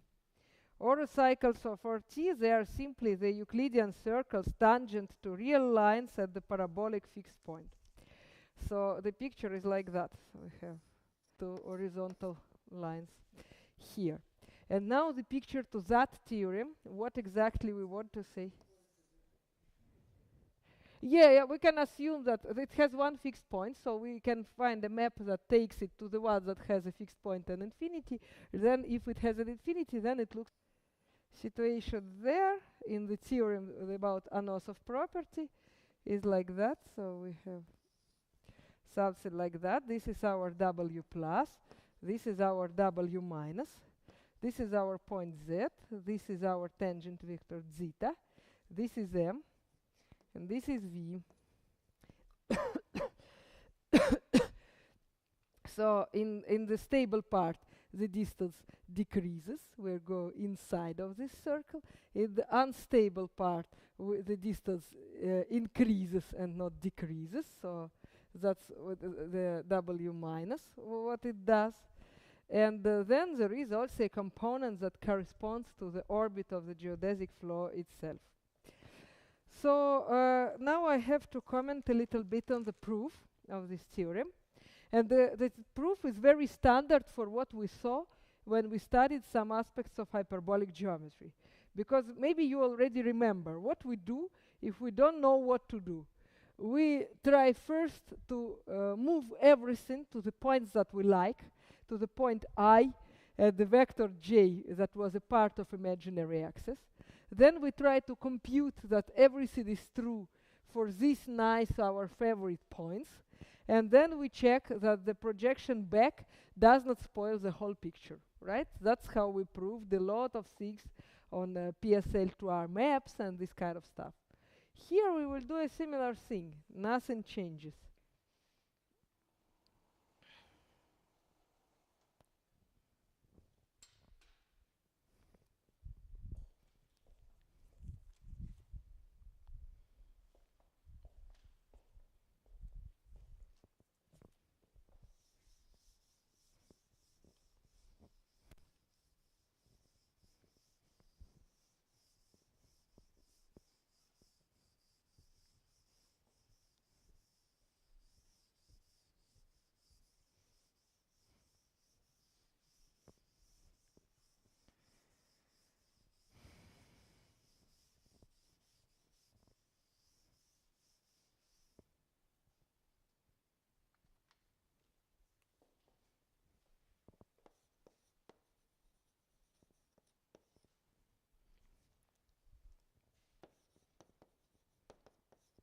So we take a point of Sm. As usual, it's formed by a pair, point plus vector.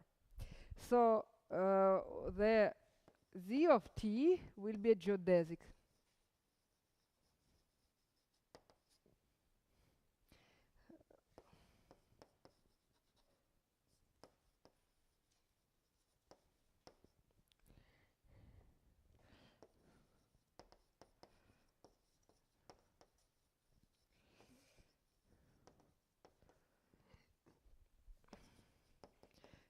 Z of infinity and Z of minus infinity are fixed. So now we can consider orocycles that are passing through the points of Z. One is tangent to a real axis.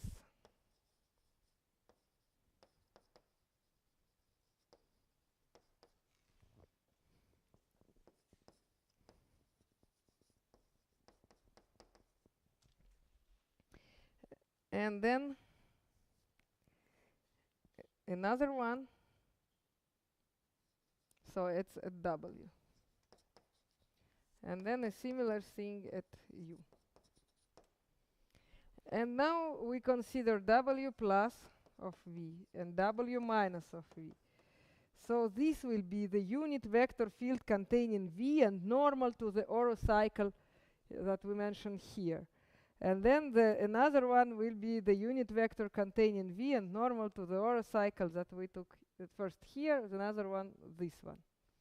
So I will write a joint description that it's a unit vector field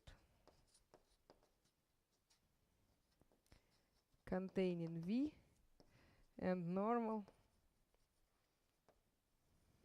to the corresponding orocycle.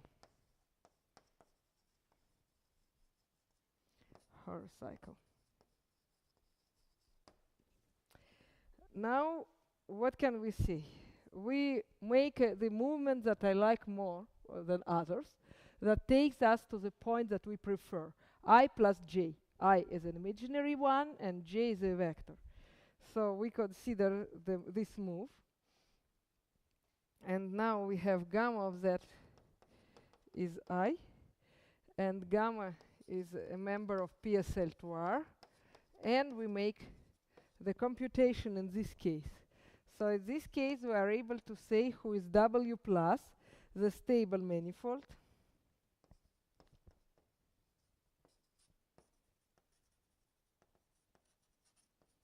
It will be exactly this guy. We take the orocycle, and we consider the unit vector field orthogonal to this orocycle. And this is not R, but it's R plus E, because we need to pass through E. Now, no, sorry, this is 0, and this is R plus E in such a picture. And now the unstable W minus, who is it? It's outward vector field. And then, so we have to check, we have x1, it's IG, and x2, it will be x plus I, G. Then we are able to mention the distance among them and make the full computation very accurately. So this statement here will hold with C and lambda equal to 1 simply. And then when we go back, the picture will be a little bit disturbed, but not much. So we can control it and get this statement. This is the sketch of the proof. So morally, what we do is the following thing, that we project everything in the point where we understand how things would, where do these 2 points go, and how to measure the distance between them. We get this statement with C and lambda equal to 1, and then we check what happens when we apply gamma minus 1 to project it back, if this PSL2 matrix doesn't spoil the picture too much. Okay, so here we completed the proof. The similar thing is true in a much more general situation when you deal not with the hyperbolic surface, but with hyperbolic manifold on any dimension.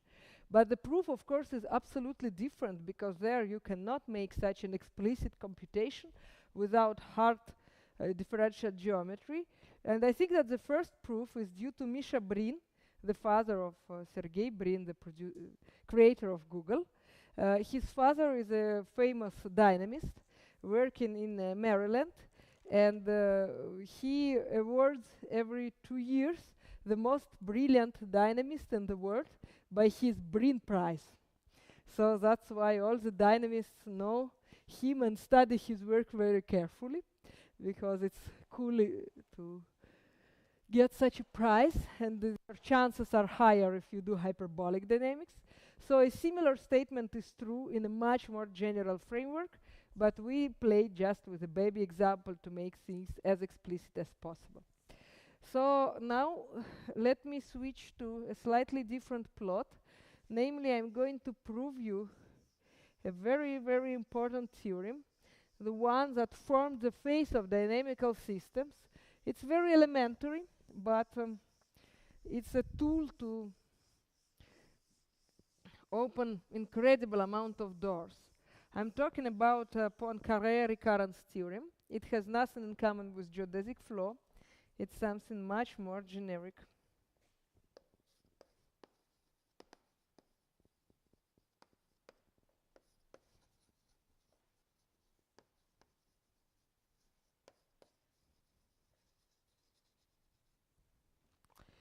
So we have a probability space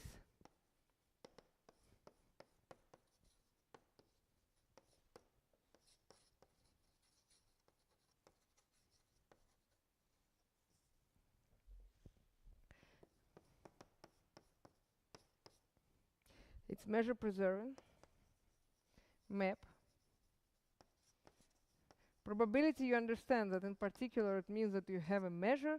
The measure is defined on your Borel sigma algebra, and the measure of the whole space is equal to 1. And so then we claim that for any subspace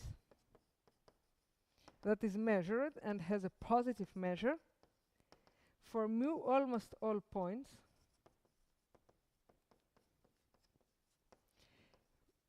we will be back to this set infinitely many times. Very patriotic statement. So if you are a member of some country and your country has non-zero area, then you necessarily will visit and revisit this country many, many times. So why it's true? The key idea is based on so-called Dirichlet principle. I already mentioned this person today, discussing these rabbits, say that Dirichlet regions are invented by the same guy, but this time we really mention the statement about rabbits. So informally, first you need to check that almost all people will go back in general, and it follows from the fact that since it's a measure preserving map, if you consider the iterations of images of your original A, then all the images, or pre-images at least, they should have the same area. But then if they do not intersect, you cannot cover X by the guise of positive measure and infinite amount of them, right? So they should intersect at some point. But once they start to intersect, it literally means that you came back to this A. But here we have a slightly more strong statement, so let me prove it a bit more formally. So we consider the set of points that never come back.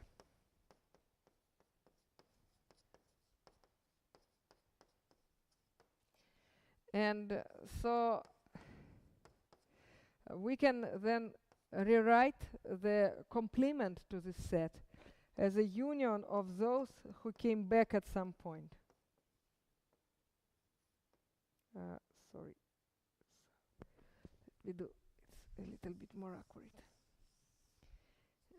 So we want to show that let's call this guy F, and the guy E will be the opposite. It's those who came back infinitely many times.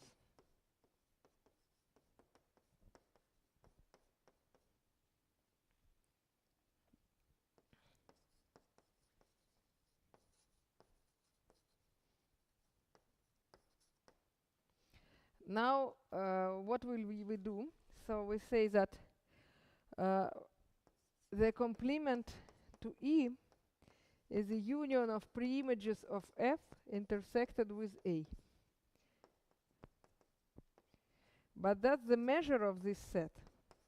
You agree, right? So that the complement of E, the complement of those who come back infinitely often, there are those enter A anymore. So that's what's written here.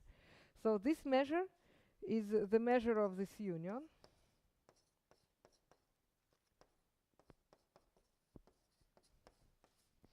But this means that it should not exceed the measure of union, because we just remove the intersection with A. Measure is T invariant. Then we can say that it's a measure of F. So if we assume that they do not intersect, that they intersect, sorry, so that it's possible that this is not empty, their intersection, and thus it means that Tm of y will belong to F.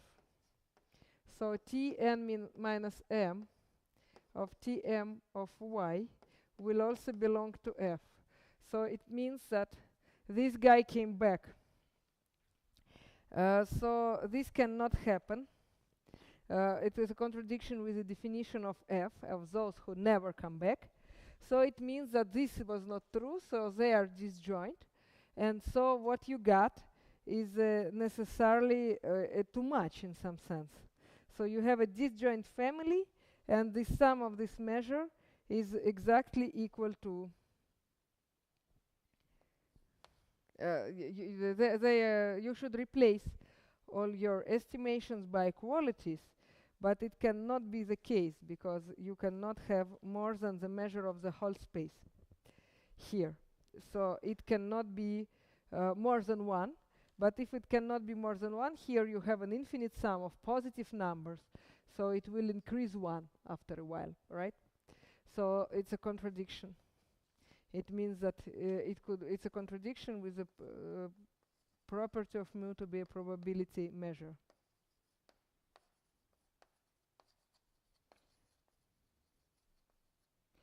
So it means that we know that this series had to converge. So necessarily we know that the measure of F should be 0, and then the measure of E will be 1, and we are done. Now, why did we care about such a theorem? Because it leads us to the following important notion in dynamics.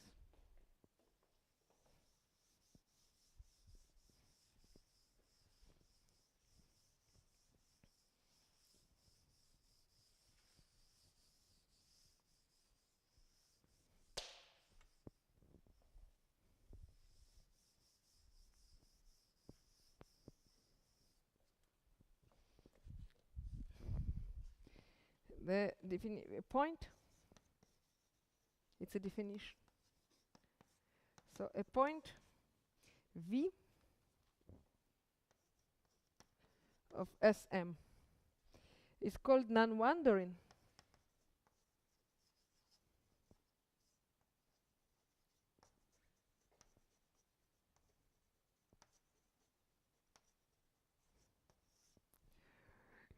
with respect to phi t if for any open u there exists t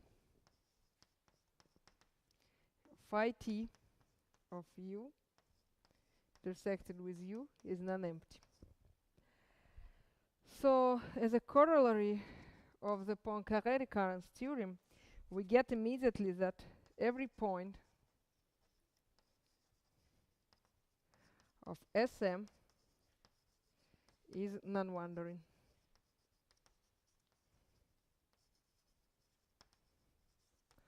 And I think you are tired already, because it's kind of a long time we are talking. So I'm not ready to make 3 hours exactly. So I think I will instead make a teaser for the next time. So I will tell you what we are going to check next time. And actually, there will be 2 main statements.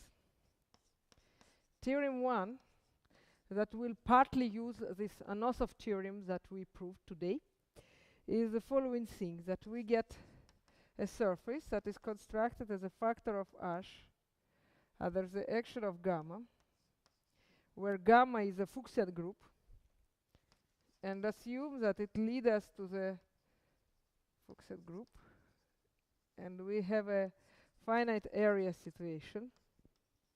Then I claim that the geodesic flow has necessarily a dense orbit.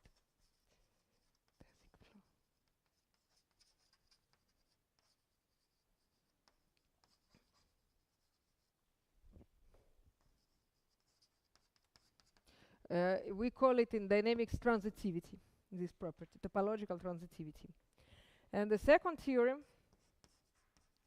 that we are going to prove next time as well, I hope, it's the theorem about ergodicity, that actually the Liouville measure that we check to be invariant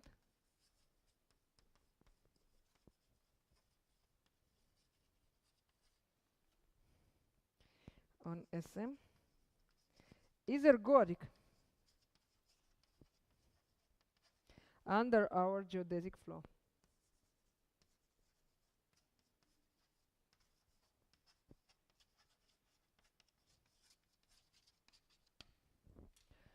So that's the plan for the next time. It will require some preliminary work. First, we will need to extract some statement, which is called the Nosov-Klozin lemma, from the Nosov theorem. And also, we will need to use some additional instruments from ergodic theory, namely Birkhoff ergodic theorem.